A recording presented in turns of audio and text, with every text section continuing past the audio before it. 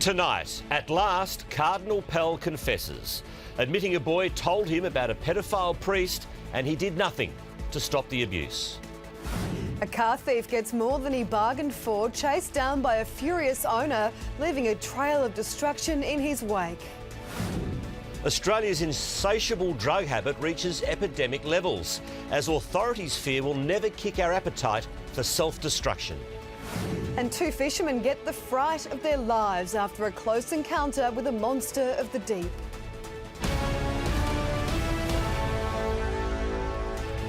This is 10 Eyewitness News, first at 5, with Stephen Quartermain and Candice Wyatt.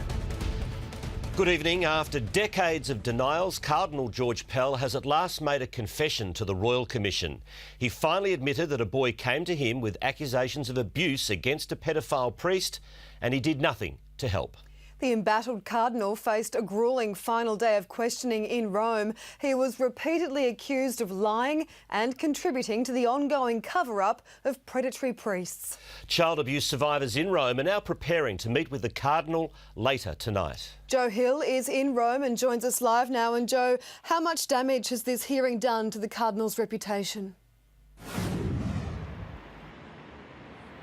Well, Candice, by any stretch of the imagination, it has to be said that this has been an incredibly damning week for Cardinal George Pell. And while the calls for his resignation grow louder by the day, it appears as though they'll fall on deaf ears. The Cardinal maintains that his reputation remains intact after these 4 gruelling days of evidence. In fact, he said that it may have done some good here in Europe. Now, in his own words, he admitted that it's been a tough slog over the past 4 days, but George Pell left this hearing as defiant as ever. After 19 hours of evidence before the Royal Commission, the Cardinal agreed to answer a handful of questions from the media. How has this impacted your reputation in the Vatican?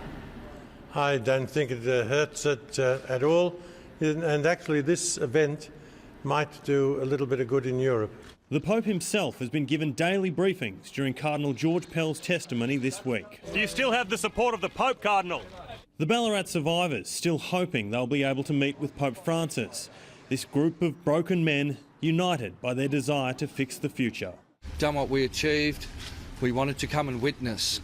We wanted to make sure that the Commission was the same process that we had when we faced the Commission in Australia. We feel that was achieved. Pell endured a marathon 6-hour grilling on his last day of evidence. 11 lawyers representing survivors and priests lined up to take their shot. Stephen, now, and you have been for the last 4 decades, of trying to minimise your own involvement, you have pointed the finger at other people. Much of the week's evidence has surrounded Pell's time in Ballarat, the epicentre of the child abuse scourge within the church. What, in your view, were the reasons behind so many child sexual abusers aggregating in Ballarat East in the 1970s? I think that it was a disastrous coincidence. When it was suggested he could have done more after a teenage boy complained about Christian brother Edward Dowland misbehaving with boys, he admitted he initially did nothing. I didn't do anything about it.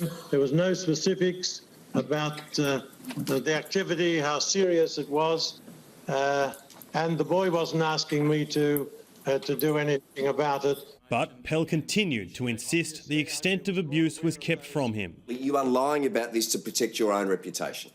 What do you say about that?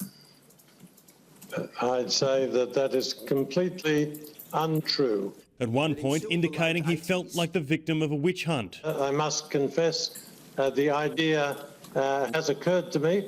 He did apologise for saying earlier this week he had no interest in abuse accusations. I was very confused. I responded poorly. Finally, after 4 days in the witness box... Cardinal Pell, that concludes your evidence. At the end of an emotional week for survivors, one by one, they thanked everyone who made it possible. Sincere gratitude. Now, the survivors will meet with Cardinal Pell in just a few hours' time. The Cardinal caved in on his list of demands and agreed to meet them on their terms. Now, after that, they'll find out whether or not they'll be granted an audience with the Pope. Even if that doesn't happen, though, it has to be said that what's happened here has been nothing short of incredible. They brought the eyes of the world to Rome and turned this silence, which has so long shrouded the issue of child abuse, into a deafening roar, which has been heard right throughout the Vatican. Candice? OK, thank you to Joe Hill in Rome.